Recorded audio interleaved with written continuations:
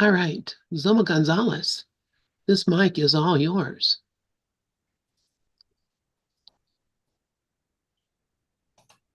Okay, then. Good morning and a thankful Thursday to each and every only one of us.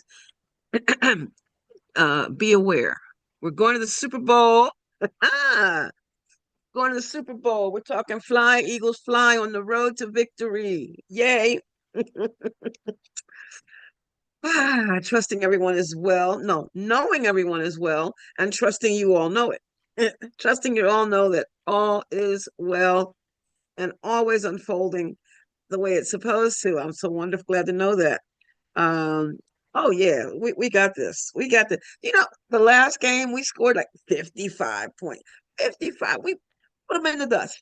So um, just hold the truth. We did this. We won the Super Bowl, I believe it was 2018, and we are about to do it again. We're showing off. We're showing off.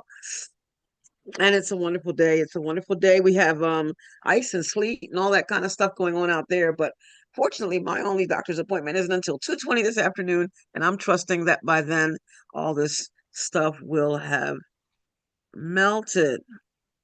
Um, yeah, well, see, Lori, yeah, exactly. Yeah. So, um, it is the 6th of February. We have moved into a new month, and I heard happy birthday to Tracy Reeves, and I know of some special lady, well, special to me, whose birthday's coming up on the 9th. She knows who she is. We all, if we don't, let me know. I'll remind you so that on the 9th you can remember to, you know, acknowledge her. But I'm acknowledging her now because I love her. I'm not even going to call her name, but she knows who she is. And I know she's listening. I know she's listening. And that's the fun part of this. So without further ado, what does that mean? Adieu. Does that mean I thought to bid someone adieu? What does that mean? Anyone know what that actually means? Come on, you intelligent people. Everyone. Oh, it's a smile. No. That's not what you were saying. It meant everyone. So adieu. Thought when you bid someone adieu, you're bidding them a farewell, right? Or so I thought. Adieu does not mean obviously that, because if we say without further ado, then we're not saying without further goodbye. Ah, my neurodivergent brain is having fun right now. This all just is coming to me as it's coming to me, and I'm grateful for it. Well, all right, family. Let's see what we've got. Let's see what we've got. That says screen two. Let's go to screen two. So we're talking about A Course in Miracles Meets Science of Mind and Other Metaphysical Teachings. And I have included the name of other metaphysical teachers here: Joe Goldsmith, Daniel Lee Morgan, Emma Curtis Hopkins, Ralph Waldo Emerson, who actually wasn't considered a metaphysical teacher, although he was into transcendentalism. You can't get more metaphysical than that.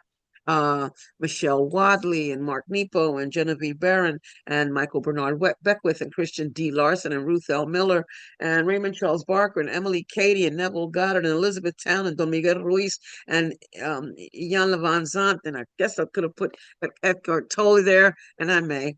Um, but there's just a host, and there's still so many more names I could, but I'm not going to do all that. I may add a couple more names here and there, but um, just to know that the wondrous and wonderful teachings that we share here didn't originate here. It originates in truth, and truth is eternal. So the words that we read and share here have been read and shared before and before and before, and it's just our turn now. It's our turn now, and that's a good thing. That's a good thing. So, as always, we remember to mind our mind. We should daily train our thought, daily train our thought to recognize the spirit in everything we do, say, and think. Train our mind. That doesn't mean just read the lesson. No, no, no, no. It doesn't mean just read the lesson, close the book, and keep it moving. Train our mind. Practice, practice, practice. Put it into effect. See how you can use it that day. Go into what they call a stream of consciousness and see how can I apply this outside today? To whom shall I apply this today? With whom shall I apply this today? Who's that person that I think is getting on my nerve, on my last nerve? Who is that? That's where I should apply that because my goal is peace. My goal is peace, and I can't have the peace if I don't daily train my mind, daily train my thoughts to recognize the spirit in everything I say, everything I do, and everything I think. All things God, we live in God, we move in God, we have our being in God. God is in everything we see because God is in our minds. There's no other way, Dr. Ernest Holmes says, and to try any other way would be to make a complete failure, and that's the truth. There's no such thing as God and. So what else is there? There's only truth. There's truth. There's no truth and. It's just truth. This is a course in mind training. These are all courses in mind training. We are training our mind, and a reminder from the course that all learning involves attention and study at some level. It's not just coming here for an hour or 2 hours. It's not just turning on the Pal Talk. It's not just going on the Gather stream radio. It's not just going on YouTube and just listening for a little bit and to say, oh yeah, yeah, yeah, and keep it going. No, no, no, no. Mind training.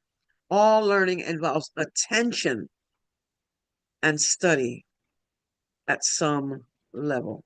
An untrained mind can accomplish nothing. You can't, it's just chaos. And boy, that's become a word for me this week. We naturally to learn how to think is to learn how to live, Dr. Ernest Holmes says, and Christian D. Larson says that we naturally become master over all life when we can understand and master the process of thinking. Wow. That's a tall order. It's a really tall order. To master, to master the process of thinking. That is a tall, tall order. But the fact is that we have the tools. We have there he is. We have the tools that we need. We already have the tools because we have the mind of God. And because we have the mind of God, we are able, as we so choose, to engage with God and stay focused on God and what God is and how we can extend the God in us. Sometimes we're going to call for it. Sometimes it's a call for love. Sometimes it's a call for God. Help me. Help me. I'm angry. Help me. I'm jealous. Help me. I feel needy. Help me. I feel disrespected. Help me. I think somebody's doing something to me. Help me. I feel help me. I think, help me. I think that everything is going wrong. Help me. I think that's a call for love. That's a call for God. That's a call for love. It's a call for God. And then there's the extension. Oh, I am recognizing the God in each and every one. Oh, I am able to share love. Oh, I realize that I am here only to be truly helpful, that I'm not to impose my will on anybody. That's extending love.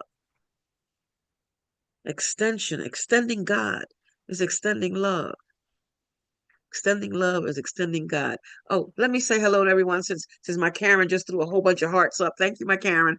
Good morning to my Karen. Good morning to Dove and Lori and Lynn and Sharon and Mickey and Lindy and whoever that is on the iPhone. Good morning, iPhone. Mwah. Glad you're here. Glad you're all here. Thank you for sharing this time with me and letting me share it with you. I get to be here for a while. I'm looking forward to um, listening and learning and from those that come after me and from what I gathered from what I heard just before me. It's still all God. That's my mantra now. That's God. That's God. Oh God, I don't like that. Oh, that's God.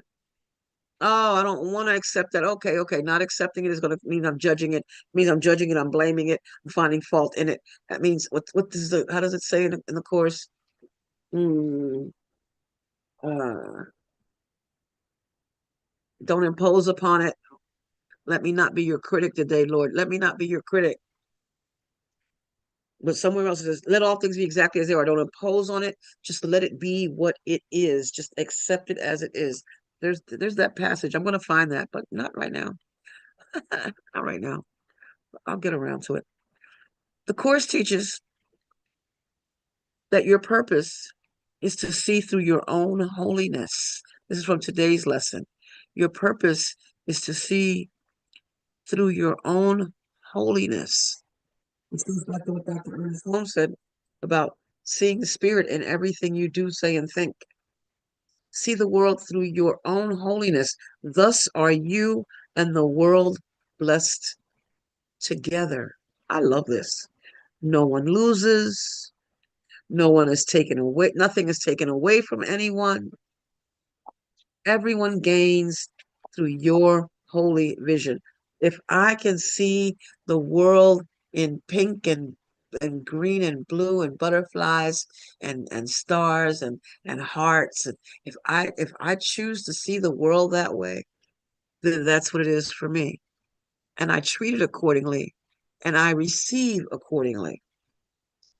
And not necessarily in a tangible sense. All we have is these tangible examples. That's all we have are these tangible examples. Like, look, I said pink. I could have just said green. I could have just said Eagles green, or shades of green, soft and pretty, and what I call pretty, which is now a judgment.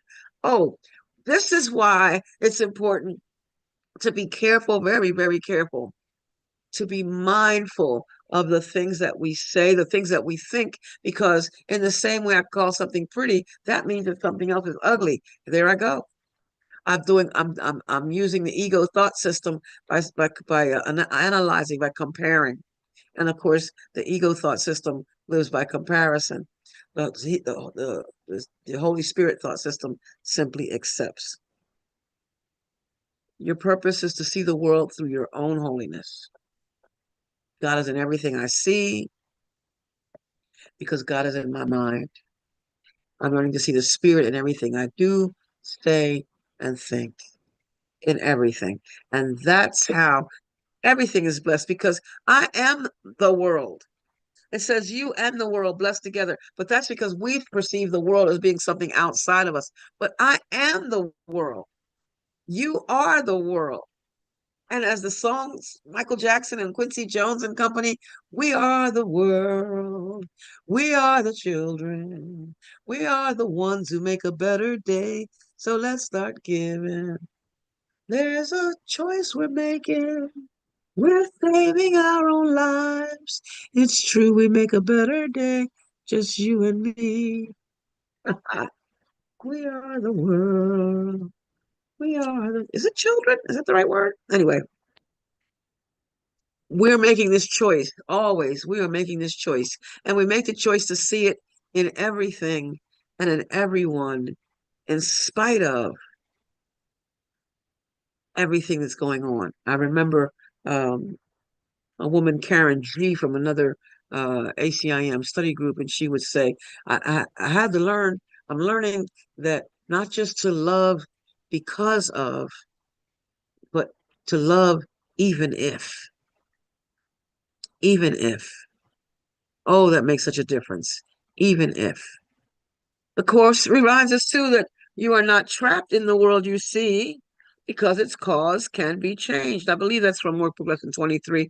I think the slide is down just a little too low for me to see the whole thing. But we're not trapped in the world we see. Its cause can be changed. We are the cause. I think that the world is terrible. I think, oh my God, look at all the things that are going on. Hey, an airplane crashed at Bustleton and Cotman in Philadelphia, on the streets of Philadelphia, near the mall. Now, it's kind of a good thing it was near the mall, because it could have just as well landed in the street, directly in the street. There was one fatality. I don't know if I like that word. One body left the planet from the street as a result of that. But had that occurred in the middle of the street, a lot of cars and people. I'm still working on the lesson here, but that for me is part of it. That for me is part of it. It could have, what could how what it quote could have been worse. It quote there could have quote been more fatalities. There were six on the plane, but one in the street, and it happened near the mall. But it's mind-boggling to me. I was thinking about it last night. Like, there is no in this world. Course teaches there's no safety. There's nothing safe. We're looking for safety in the world, not realizing that our safety lies in God. Our safety lies in truth. Our safety does not lie in the things and the material things. That's not where our safety lies. I'm not trapped in this world. I'm not trapped in the world I see because this cause can be changed. When I am willing to see it differently, it becomes different. When I am willing to recognize that all things are lessons that life has me learn, all things are lessons that God would have me learn. When I'm willing to recognize that and see that for what it is, everything changes. I see it through, I get to see the world through my own holiness. I get to realize and remember that I am holy. My mind is part of God's. I am one with God. Therefore, I am holy. Holy means complete. Holy is not WHOL, but to be holy is to be complete. To be holy is to yeah, I'm going to leave that right there. I'm going to leave that right there because I'm not going to definitions right now. I'll be here beyond everybody else's time if I do that. Um, these are one of these quotes I used a couple of weeks ago, but I brought it back. Ernest Holmes, he says, when we are willing to lose a personal sense of responsibility, when we let go of the thought of isolation and claim a real unity with God, we lose the personal and find the universal, which is what the lesson just says, seeing the world through my own holiness. It's not just about me. I mean, it is about me because I am cause. But as a result of me seeing things the way I see them now, everything is awful, miserable. Oh, it's horrible. Oh, it's sad. It's lonely. It's depressing. But when I'm willing to recognize first that God is all there is and that I am one with that God source and that it is exactly the way it is, I won't even go what's supposed to be. It is exactly what it is. Let all things be exactly as they are, is what the lesson tells us. When I'm willing to do that, I then lose that thought of isolation. I claim my unity with God. I recognize my oneness with the sonship, that I am the sonship. I, as spirit, am the sonship, and that every body I see is an individualized expression of the same spirit that I am. One with me. I am one with it. We are one with God. There was a song that just came to me by Philip Bailey, which was called Make Us One. And he said, make us one in one another, one with thee. Let the love so strong between us that the world will clearly see that however great the problem, we soon can overcome because we're anchored in the Father and walking with the Son. Make us one. Help us feel each other's feelings and share each other's needs, and our lives will bear the witness. Bear the witness. Our lives will bear the witness. Make us one. One life, one love. Our hope is in you. And however great the problem, we soon will overcome because we're anchored in the Father and we're walking in the Son. Make us one. And the song says, make us one, but we're already one. See, that was a fundamentally Christian-based song. And a lot of the coming alongness is still there. We so there are those who still think that God is out there. We have to pray out there to a source to help us, to save us, to deliver us, to redeem us. But no, I and the Father are one. I am responsible.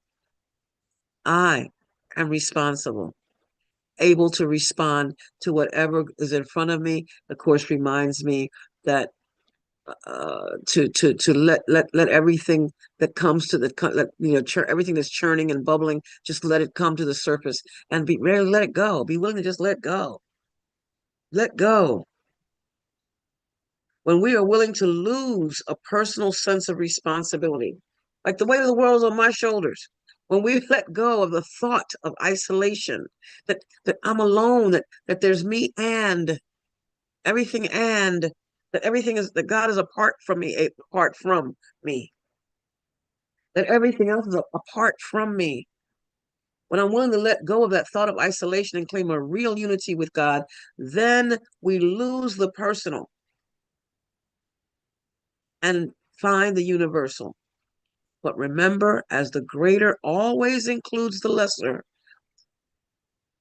as we're taught, like the ocean, a drop of water, the ocean. I see your hand, Karen. Give me a moment. So the universal always includes the personal, which is the personification, which is a personification of itself. Go ahead, Karen. Well, first of all, I want to say hi, my Zulma.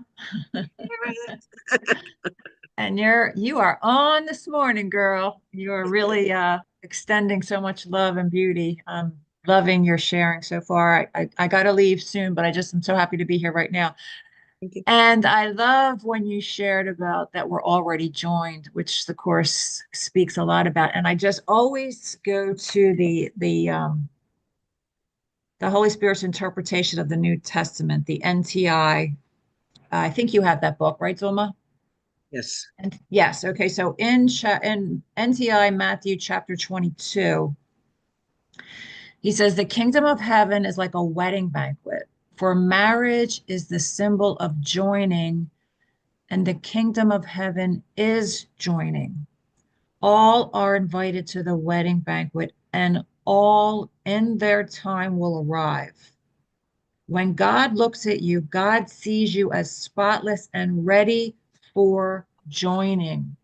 Even more, God sees you as already joined at the banquet. God sees you as already joined at the banquet. This is but a distraction on your journey to the wedding banquet. Let it not keep you from your Father who waits in peace at the banquet table, eager to embrace his Son again. Amen. Thank you. Amen. Amen. Sure.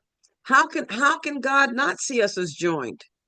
The key is for us to see ourselves as God sees us, as life sees us, that we are life. God is life and we are life. We're not excluded from life. There's no life and there's no bad life. If you use the biblical, we're created in the image and likeness of God, that we're created, like God. And there's nothing wrong with that. There's nothing uh, hateful about that. There's nothing sad about that. There's nothing needy about that. It's all here. We have everything. We are everything. We have everything. We are everything. We have everything. We are everything. So for me to say, I'm missing, I wish I had, I want that thing out there outside of me because I think it will complete me. What is the name of that movie? Somebody type in the chat the name of that movie with the line "We complete me, you complete me." Jerry Maguire. Jerry Maguire. Always use the quote all the time, and I could not, for the life of me, remember the name of the movie. But that famous line, "You complete me." However, now that I said that, in the sonship, yeah, we are one in one another. I can't go home without you. In that regard, I can't go home without you. Because I'm already home. first of all, and so are you. But your awareness, your recognition of it, is the completion. Yeah. Okay. All right. All right. I like that. And thank you for that, Karen. At Matthew 22 of the NTI. Thank you. I'll bring that up for later and make a definite note of that. So Joe Goldsmith, he says, as long as there is an I seeking God, we have not come home. And there it is again. It basically is what Karen just said. We're already joined. There is no I in that regard. I is that personality called Zulma. That's it. I is a communication device. The Zulma is a communication device, given 2 eyes, nose, mouth, lips, a sight, he's seeing, hearing, tasting, smelling, and touching as a way to communicate. This is a communication device, as a way to make my thoughts and feelings known. But the what I am at the essence, that which gives all those senses the ability to do what they do, it's all coming from the same source for all of us. As long as there's an I seeking God, we have not come home. Only when we realize that I is God, you hear that? I is God, are we at home in Him. This is why we say the I am, I am. Anything you say after the words I am, you are using to describe yourself. And be careful that you're not using it to define yourself and thus putting yourself in a box. And not just you, but anybody else. Oh, yeah, I know him because oh, well, that's my child. I know my child. No, you don't. Your child has a new day today, a new day today. And even though your child may exhibit some of the same characteristics that he or she exhibited yesterday, so will you. We think we know ourselves. We don't know. What do we? We don't know because we're stuck in our perceptions. Now we can move toward right-mindedness and do our best to perceive correctly, but it's still perception. As long as it's coming from this body, I don't have the 360. I don't know the 360 degree of everything, of anything, of anything. Only when we realize that I is God are we at home in Him, at peace. For when we know that I and the Father are one, we have nothing to be unpeaceful about, nothing to fear, and no one to fear, nothing to hate, nothing to resent. For neither life nor death can separate us from the love of God. But that whole thing about nothing outside of us, I don't have to go about thinking about being lonely because I don't have this or I don't have that. What we're doing is making ourselves sad and sick with the thoughts about what we don't have. What we have is what we're supposed to have. We have what's given to us right now. I can't breathe for you. I have this breath. Oh, I may be able to give you CPR and push air into you, but you ultimately have to take that breath. I'm not missing anything. I have everything I need. And the more I remind myself of that, the more smiles, the more cheerful, the easier life is, because everything is I accept it just as it is. Don't always like it, but I accept it. That's the key. At least I don't have to like it, but I don't have to attempt to reject it, because rejecting it only keeps it right there at the forefront. The more I keep saying, I need this, I want that, I need this, I need this, I don't have this, I don't have the other, the more I don't have it. The more I keep pushing away the possibility of having it. Oh my God. All right, let's see what else we have here. Jan Van Zant. Oh, today is day 6 of Black History Month. And for the next 3 weeks, it's my intention to share from an author of color. Today it's a Jan Van Zant on forgiveness. When you know how to forgive, I love this. When you know how to forgive, you eliminate you eliminate excess mental and emotional weight that keeps you stuck in repetitive situations, circumstances, and experiences that are not healthy or productive. We learned, if you want the same results, keep doing the same thing. Excess mental and emotional weight that keeps you stuck in repetitive situations, circumstances, and experiences.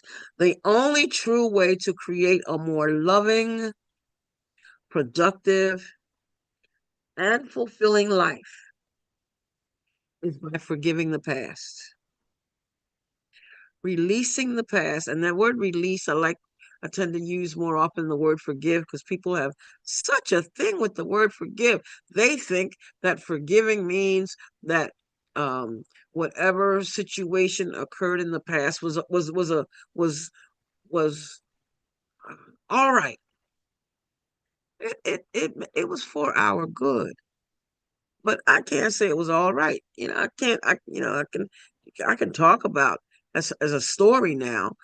Different things that have come and gone, but these things have come and gone, and they're gone now. So that's the whole thing. The reason why I'm letting go, the course says, let go of what's already gone, because you're holding on to nothing, absolutely nothing.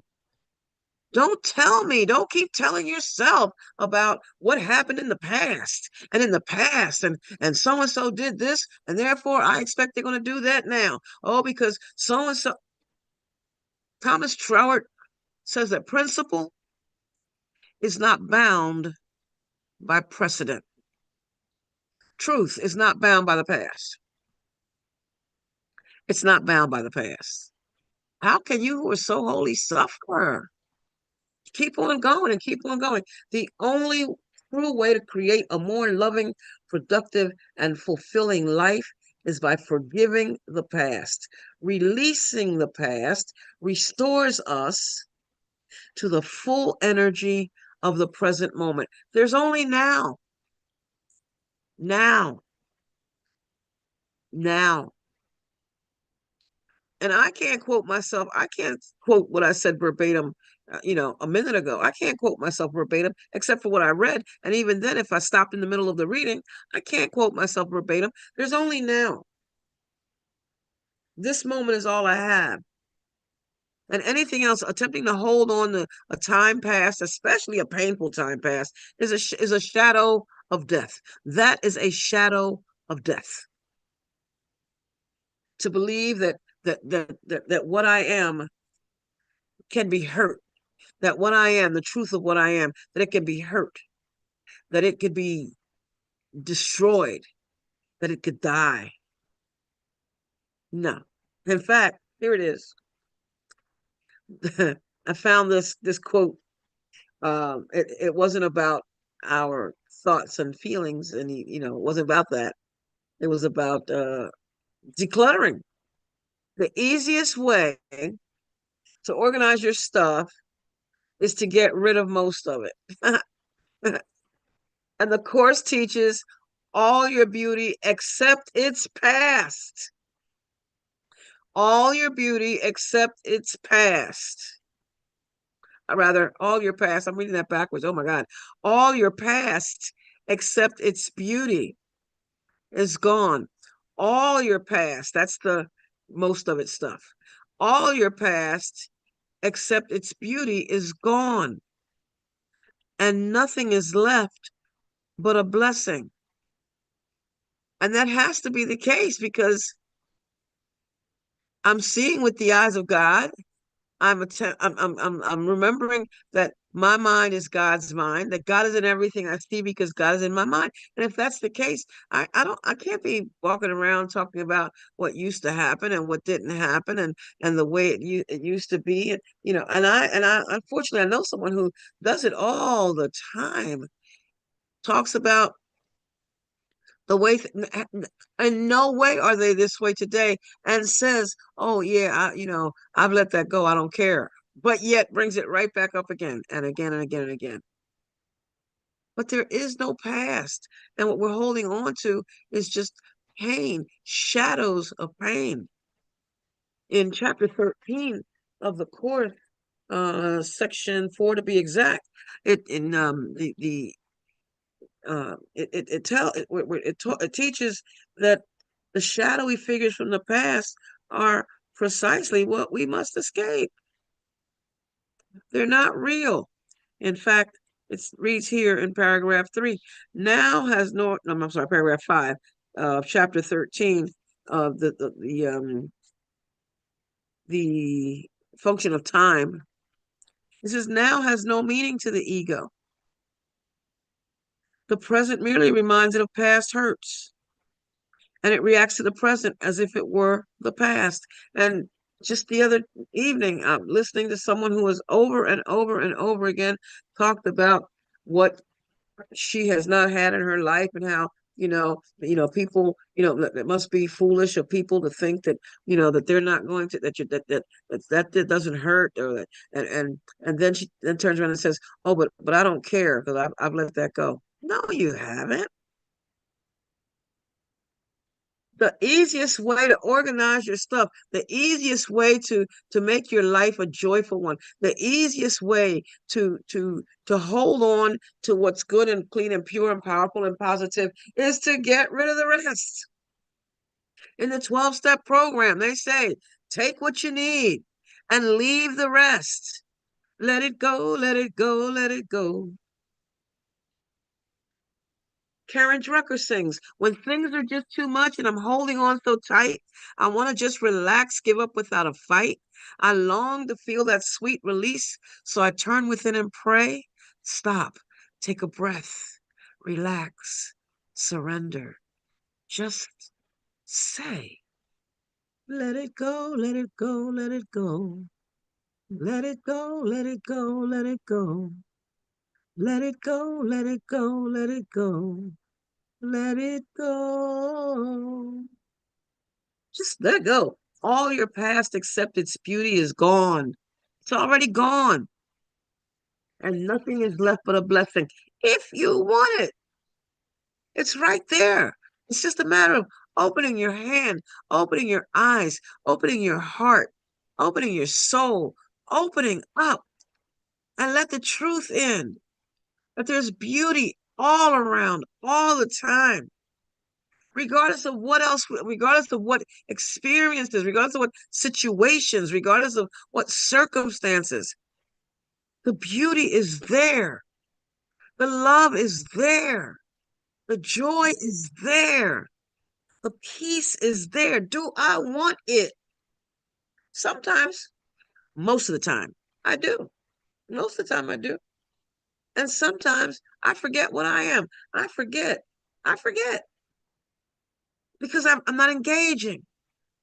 Oh, but I'm engaging today. I woke up engaging. I woke up smiling. I love it when that happens. I wake up, my first thought is, oh, another one. Thank you. Oh, another one. Thank you. And the fact that I'm aware of it, I'm conscious of it, gives me an opportunity to just, how I'm here only to be truly helpful. How can I do this? How can I be truly helpful today to myself and to those around me? How can I be a representation of the one that sends me? How do I remember that I don't have to worry about what to say or what to do because he who sent me will direct me? How do I stay content to be wherever God wishes, knowing that God is always, always, always right there with me? How do I do these things? How do I do these things? I let go of what I don't need, and I hold on to the rest. I remind myself that all my beauty, all my past acceptance beauty is gone.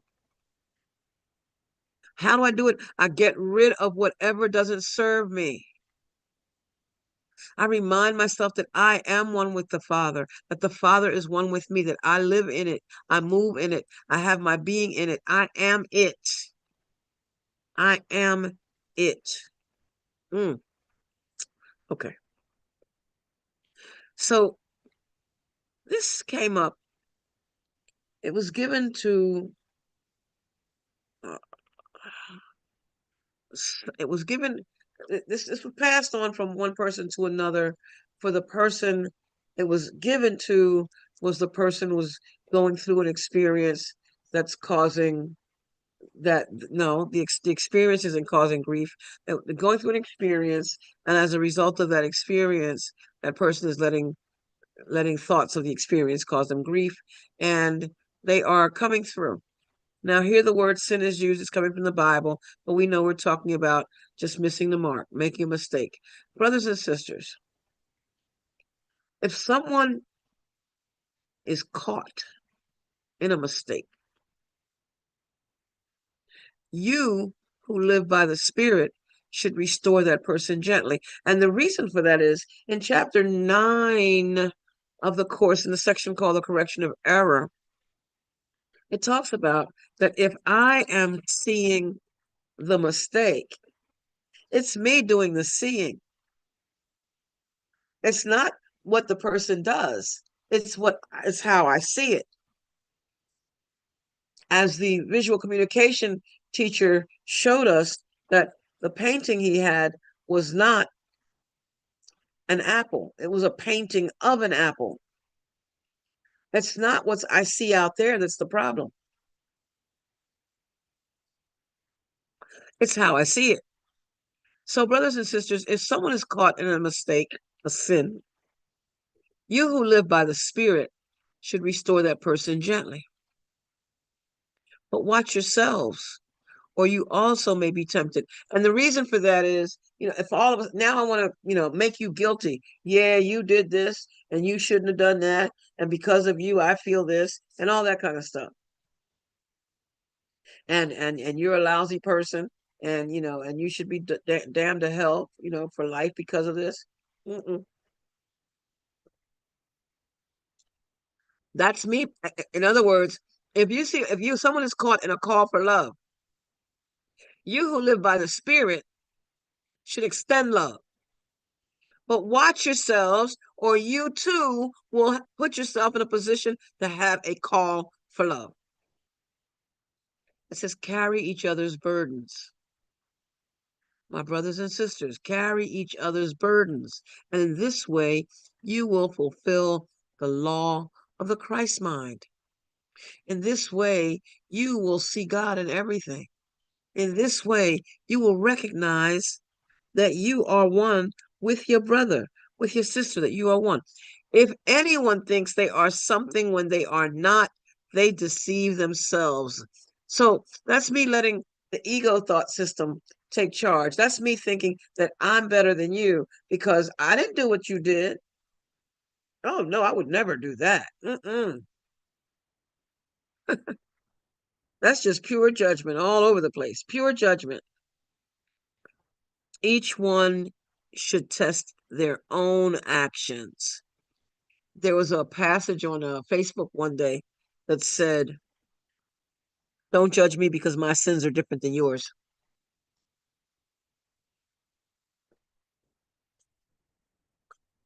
Who do I think I am to judge you for uh, stealing if I'm lying?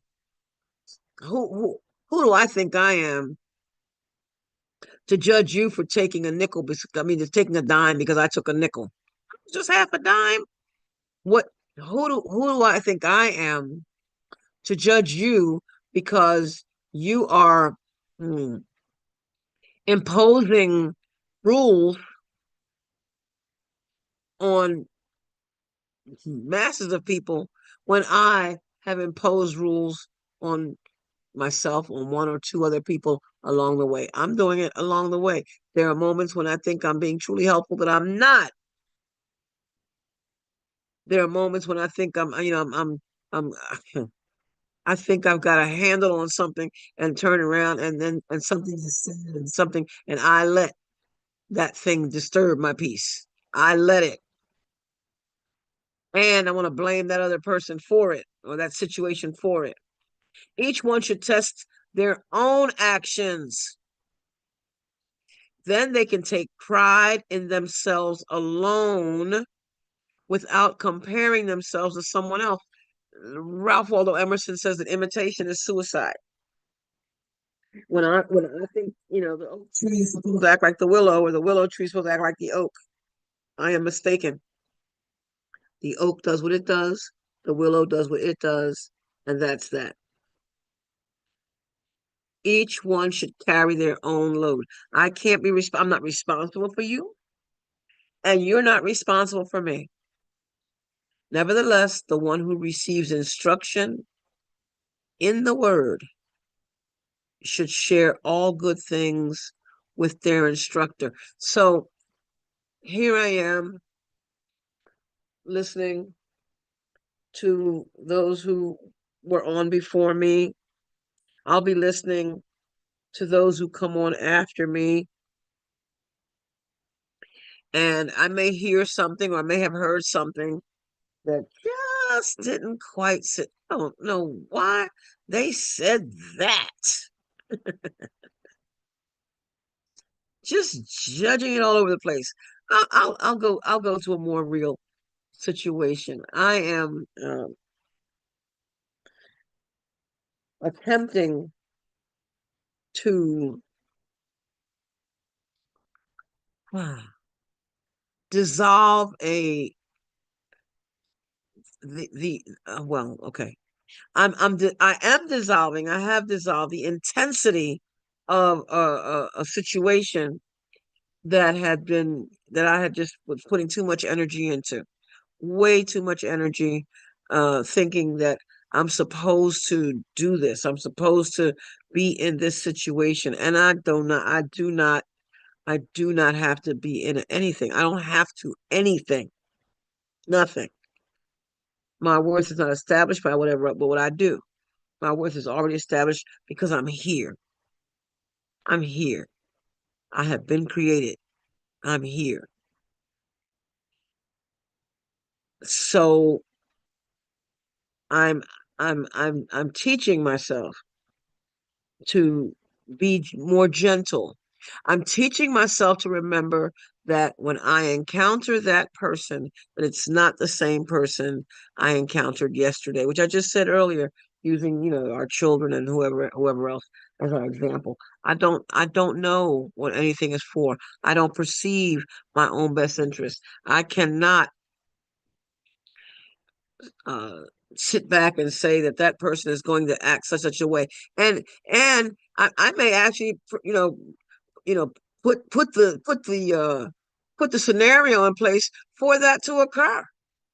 Because see, if I'm already going in thinking there's going to be a fight, there's going to be a war, there's going to be a battle. If I'm already putting myself in that position, hey, Cher, I just realized that's you. If I've put myself in that position for that to occur, then I'm already coming with my shield and my sword. I'm coming ready to fight. So if I'm coming ready to fight, what can I expect on a fight?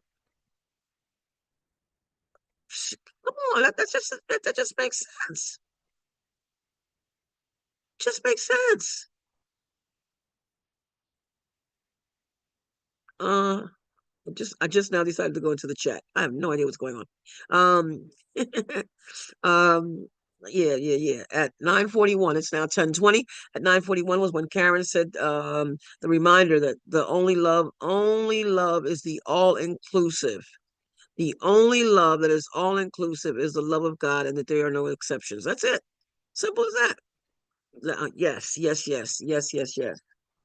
And Lynn reminds us from from workbook lesson 268, which I mentioned. Let me not be your critic, Lord, today, and judge against you. That's not the one I'm looking for. That wasn't I said that, but that wasn't the one I actually wanted. There's somewhere it says, let oh oh oh oh. Don't impose against it. It might be from let all things be exactly as they are. No, I think it's in the text. It's in the text. Now, see, my neurodivergent brain is working. I love this. I love this. Um, Um, oh, thank Karen. Karen's complimenting my singing. I laugh about that because I say, I can sing, but I'm not a singer. Oh, and Karen left just before 10 o'clock, just for anybody to know. And yes, forgive, forgive, forgive, forgive, forgive, forgive, forgive, release. Forgive now, release now, let it go now. Because as long as you're carrying it, it's heavy for you. It's heavy for you. It's heavy for you. It's not for them. It's for you're heavy for you. Let it go, let it go, let it go. I am looking for that passage now. And there is more to this from the Bible. I'll get to that in a minute. What does it say? Impose. The word impose is in there. Is it? Let do not impose. Do not impose. I think that's right. Let's see. Nope, that's not it. Um, I thought the word impose was in there. Let's see. Um, I'm looking, I'm looking. The word impose, it's just in there 32 times. Um, uh, uh, uh, uh, uh, uh, uh, You know what? I'm not doing that now. No, I'm not going to do that now. Um, oh, but I like the sentence. I see myself as imposed upon in workbook lesson 35. That's it's. I was having a conversation with somebody a couple weeks ago. Was talking about well, somebody who's disrespecting me. I want them to know that they're not disrespecting me. No, no, no, no, no. No one can disrespect you. You can believe you're being disrespected, but it's not possible. No one can disrespect you. Oh, Lynn just gave me permission to go a little further. She gave me permission to go a little further. Now I want to know. Now I'm curious about where that passage is. Well, let me finish this one in Galatians. Let me finish this, and then we'll see what happens after that. That passage continues from Galatians 6. Do not be deceived. God cannot be mocked. Now, in the course, it talks about that as well. And let's do this. If I am what God is, then I can't be mocked. I can't plant tomatoes and get corn. I can't. I can't think that, oh, everything is wonderful. You know, that spiritual bypass thing. Everything is wonderful and everything is great. And acting, like a park ape. Running around, jumping and screaming and hollering. No, no, no, no, no, no. Since I have more time, I'm gonna eat popcorn in your ears while I'm here. I'm hungry. Um, but from the Bible it says, whoever sows to please their flesh, from their flesh will reap destruction. Now, what that means to me is that when I am not in the habit of engaging with God, then I am moving about from the ego thought system. When I'm thinking from the ego thought system, I'm just running amok, amok, amok, amok. I'm creating problems for myself. I'm creating problems for other people, or attempting to.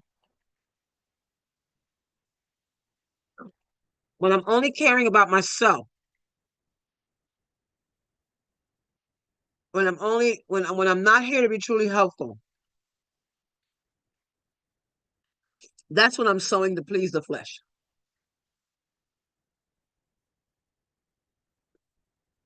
That's how I see it.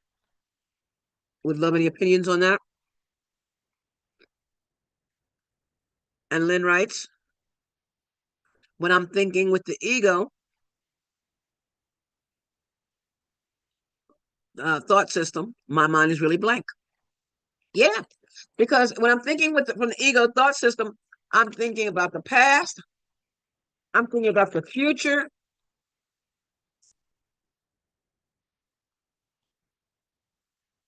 I can only see now, be in this moment, attempting to see the future. First of all, nobody gave me a crystal ball. Don't have one. If I think I'm predicting the future in advance, I'm making stuff up. It's fantasy. I'm going to stop eating the popcorn in a minute. Whoever sows to please the spirit, from the spirit will reap eternal life. Now, we're already eternal. But what that's saying is, I'm recognizing the truth. I'm not believing in the separation, a sense of separation. I'm not believing that I can be separate from you. I'm not believing I can be separate from life. I'm not believing I can be separate from God. I'm not believing I can be separate from truth.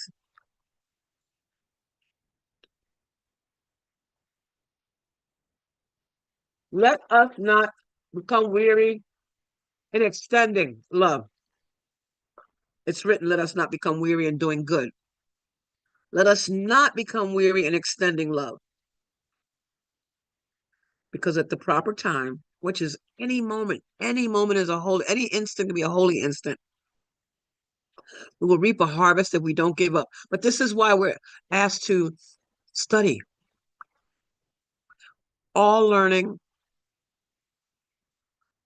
requires study, attention. All learning and study requires attention. Don't give up.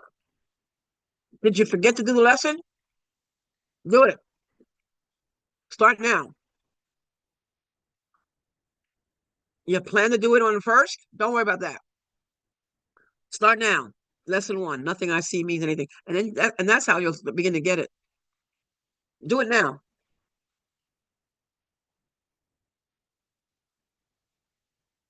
Because if you think, well, speaking for myself, reading one sentence a day or reading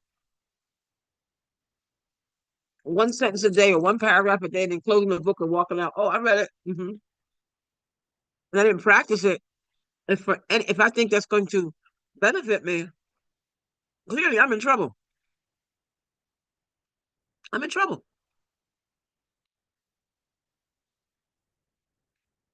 As we have the opportunity, and we always have an opportunity, let us do good to all people.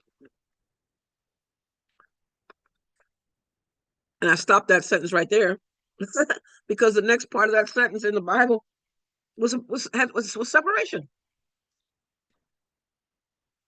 So I separated it from the sentence. Haha. You cannot be mocked. You will sow what you reap. You can't expect everyone to treat you wonderfully when you're making a conscious effort to treat everyone, when you're only treating yourself wonderfully and thinking that no one else should be. You just can't. It just doesn't work that way. I'm still thinking about that doggone passage. I'm going to drop the screen for now and see what else I can find. Oh, I had quite a bit though. And if I was going to do more time, I didn't plan on it. Um,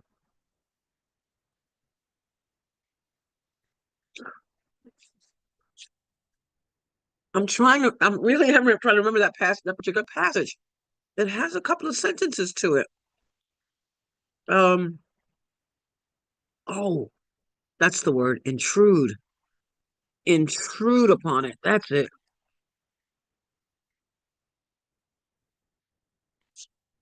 Here it is. Here it is.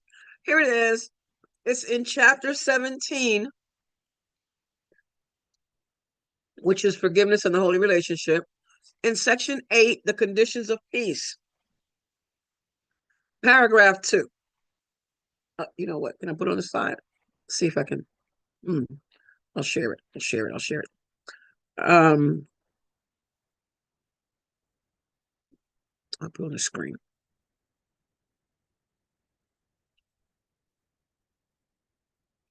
This simple courtesy is all the Holy Spirit asks of you.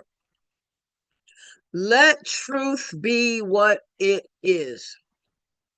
And that sounds so easy. Here comes the rest of it. Do not intrude upon it. Do not attack it.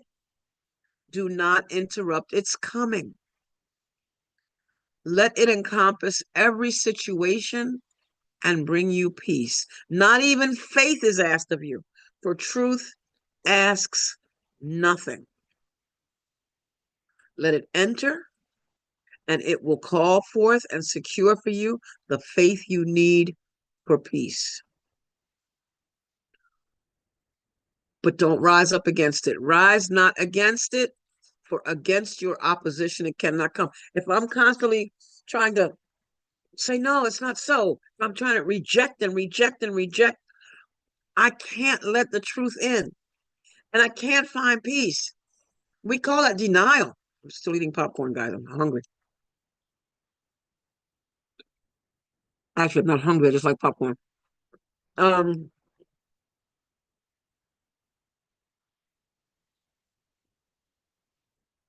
denying myself the gift of freedom, because when I accept it as it is,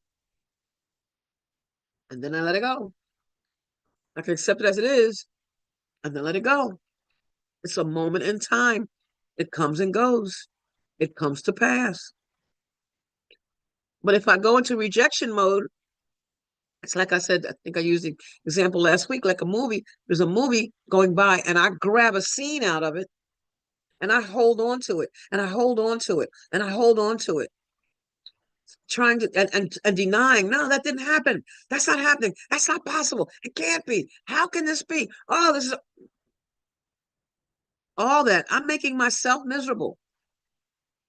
And I'm going to blame the movie, which is already coming. It kept on going. The movie keeps on going because I'm not really holding a scene from the movie. I'm holding my thoughts about the scene, not the movie itself. It just comes and goes and comes and goes, and they're just experiences and situations and opportunities. I read yesterday that obstacles are the way. There's a book written by a Stoic somebody named Obstacle. The obstacle is the way.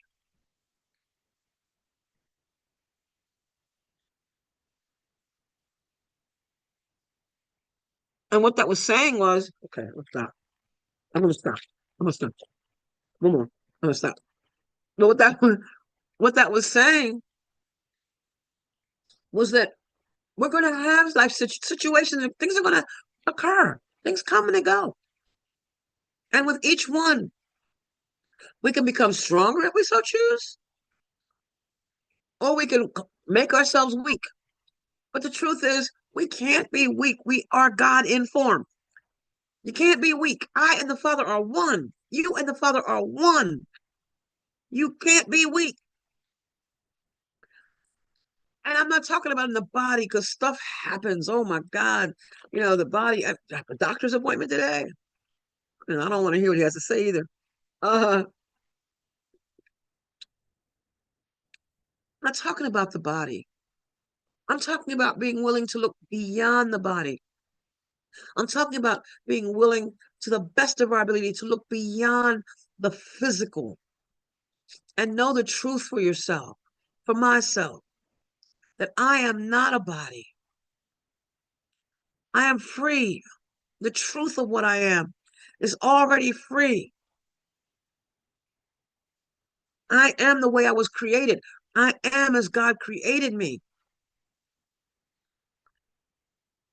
I am this was my lot in life, and you have yours, and And it may seem that, oh, mine is harder or yours is harder, or it may seem that way.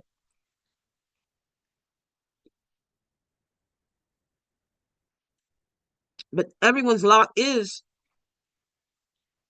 what it is for everyone. And what may seem easy to you may seem hard to me, or what may seem hard to you may seem easy for me. But it doesn't matter how I see your lot, it's yours. Or how I see mine, how you see mine, it's mine.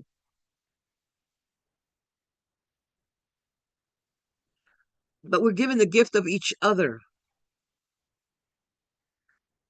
We're giving the gift of each other. I'm curious to see what this passage is here. Nothing can show the contrast better than the experience of both a holy and an unholy relationship. The first is based on love. What are we talking about here?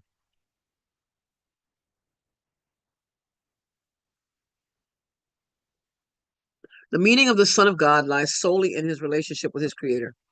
The meaning, your meaning, my meaning lies solely in our relationship with the Creator. And if it were elsewhere, it would rest on contingency. But there is nothing else. I'm not going into this because I have no idea. I would have loved to have at least looked at it a little bit. Except to say, oh, it says that our relationship is one of perfect union. Our real relationship is one of perfect union and unbroken continuity. I'm not talking about the physical. I'm not talking about that you complete me stuff. I'm not talking about I need a man to make me this, or I need a woman to make me that. I don't need that. I have what I'm supposed to have. And if I am supposed to have it, it's going to show up when it's supposed to, the way it's supposed to, with ease and grace. I really am going to try eating the popcorn now. Okay.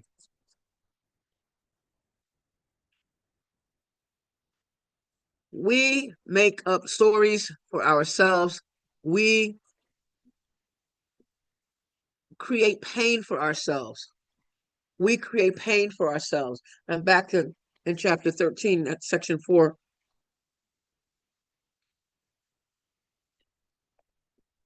Back to the past, the ego. The present merely reminds it of past hurts, and it reacts to the present as if it were the past. In other words, I'm going to treat you based on what happened last week, last month, last year. Or because somebody told you such and such, and I think that because I don't get along with that person, that it's going to create a problem between you and me. That's a lot of work trying to control how other people are supposed to treat you. That's a lot of work. The ego cannot tolerate release from the past. If you're hanging on to the past, you are living in an ego thought system, and you are just causing yourself pain and causing yourself pain. And you say, well, I can't help it. Yes, you can. It doesn't have to be this way. It does not have to be this way. It just doesn't have to be this way.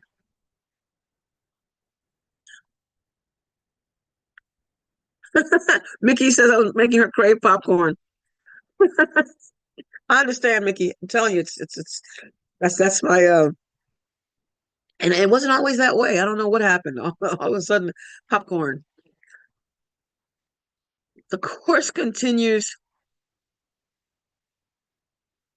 The ego cannot tolerate release from the past, and although the past is over, the ego tries to preserve its image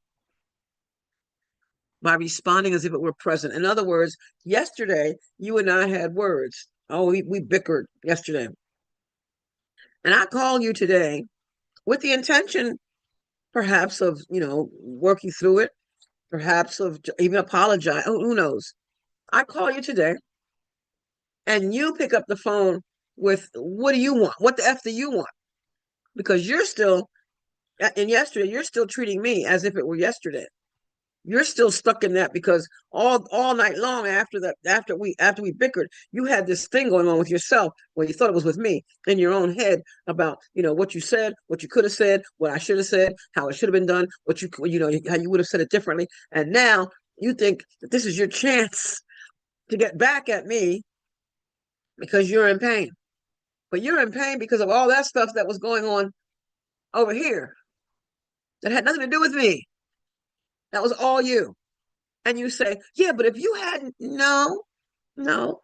Two pieces to the story. I said or did such and such. That's one part of the story.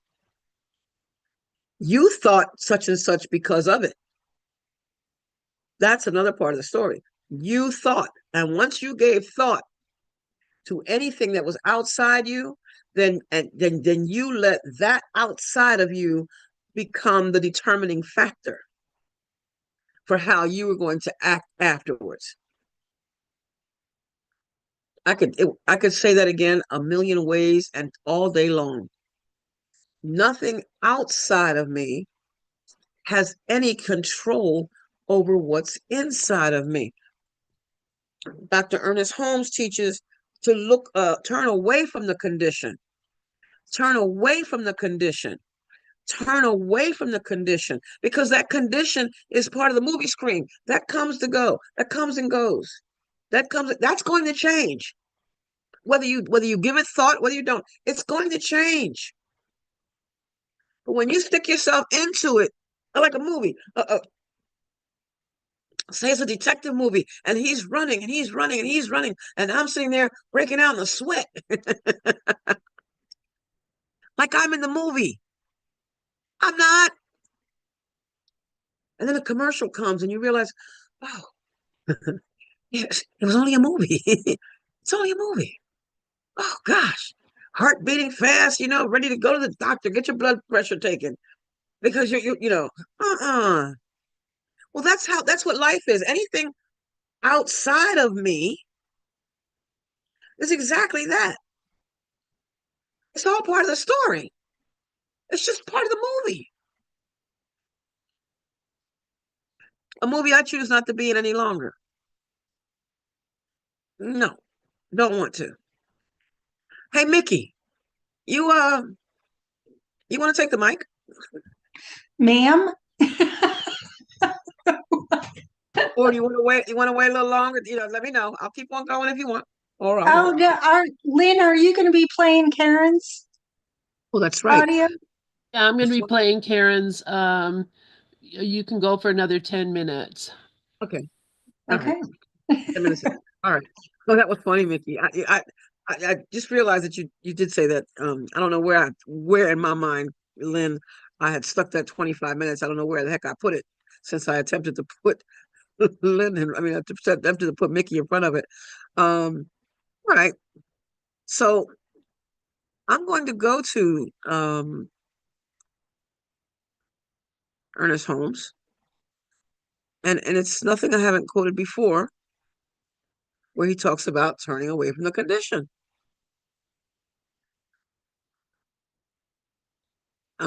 Because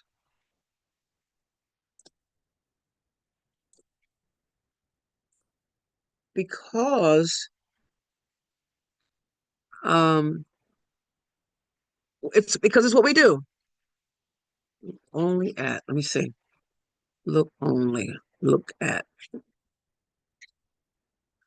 look at, look at. See, I don't have my book in front of me, so I can't do it that way.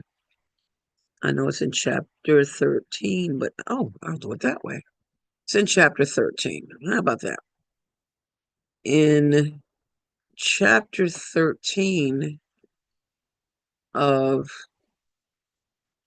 the Science of Mind textbook, that chapter is titled Causes and Conditions. And in that chapter, there's a section that says, Spirit is changeless reality. Spirit is changeless reality. It also goes on to say, we cannot afford to believe in imperfection for a single second. To do so is to doubt God. We cannot afford to believe in imperfection for a single second. Not an imperfect world, not imperfect people, not imperfect self, not imperfect anything. We cannot afford to believe in imperfection for a single second. To do so is to doubt God. It is to believe in a power apart from God, to believe in another creator. Let us daily say to ourselves, perfect God within me, perfect life within me, which is God, come forth into expression through me as that which I am. Lead me ever into the path of perfection and cause me to see only the good. What is the Course teaching us? My mind is part of God's. I am very holy. I see with the eyes of God. God is in everything I see because God is in my mind. Cause me to see only the good. Cause me to see only the God is what it's saying. And then it goes on. Oops, didn't mean to do that. It goes on to talk about turning entirely from the condition. It says turn entirely from the condition or limited situation to its opposite, to the realization, make real health, happiness, and harmony. And then it goes on to say, look only at what you want. You know, when you give directions, I've used this example before. You're giving driving directions to someone, and you say, and you go 3 blocks, and at the light, you're going to make a left, and you're going to go to it. Now, don't go right, because if you go right, da da da da da. Well, invariably, I'm going to think about that word that you said right. I'm not going to remember in the moment that you said go right, don't go right, unless I wrote it down. And then even then I might even question, because oh man, she said something about the right. Never look at that which you do not wish to experience. So when you give directions, when you give someone directions, don't tell them what you, no, I was getting ready to do it. Say only what you want them to do. Say only what you want them to do. So you're going to go down, 3 lights, and then you're going to turn left. And then when you turn left, you're going to say only that. In the Course, it says, do only this. What for? Do only this. Never look at what you do not wish to experience. Which really, if he were going to say it that way, it would be, look only at what you wish to experience. No matter what the false condition may be, it must be refuted. The proper kind of denial is based upon the recognition that in reality, there is no limitation. For mind with a capital M, we're talking about God, can as easily make a planet as an acorn. The infinite knows no difference between $1 million and a penny. It only knows that it is. God is. Truth is. Life is. Love is. The isness of it all is what it is. Not wish world, which I always say is not a real place. Not the fantasy in the beginning of the Course, early on, in the first chapter, I believe.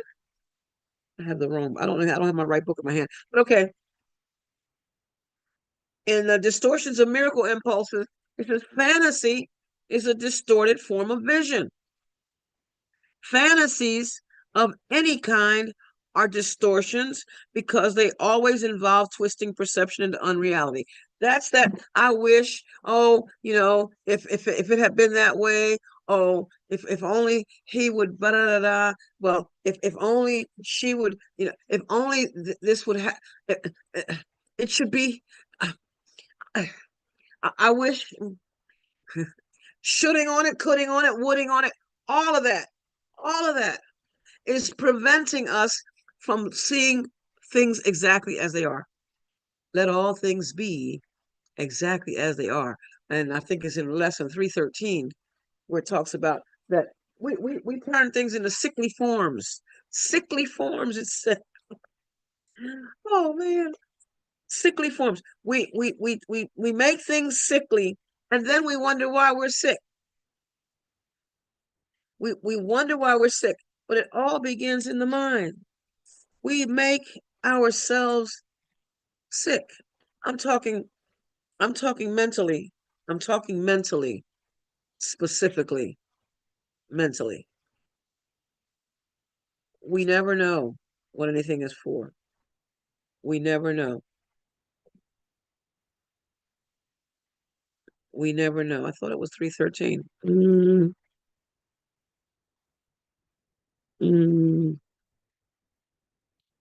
Apparently not. Anyway, workbook lesson 312 says, I see all things as I would have them be. And 314 says, I seek a future different from the past. I'm seeing things today, in this moment, as they are. Today, I am granting myself peace. Today, I am remembering from the last chapter of from the last paragraph of chapter 16 of the course, which states, which is the prayer, Father, forgive us our illusions, Father, and help us to accept our true relationship with you, in which there are no illusions and where none can ever enter. Help me, help me, help me. Our holiness is yours. Our holiness is God's. Our holiness is life. What can there be in us that needs forgiveness? When yours, your holiness, your life, your world is perfect. The sleep of forgetfulness is only the unwillingness to remember. Oh my God. That's not engaging. The sleep of forgetfulness is only the unwillingness to remember your forgiveness and your love. Let us not wander into temptation, which is the illusion, because the temptation of the Son of God is not your will. My temptation is not your will. It is not God's will. Your temptation is not God's will. Let us receive only what life has given, what God has given. That's the truth. Let us receive only His truth. Let us receive only what you have given and accept but this, only this, into the minds, your mind, my mind, which you created and which you love. Amen. And so it is. And with that, Lynn, here's the mic. Thank you so much, Zulma. Oh my God, just that extra bit of time, just you're on fire. And I love it. Thank you, thank you, thank you for opening your heart and mind to hear the Holy Spirit so clearly. Love you, sweetheart. I'm going to stop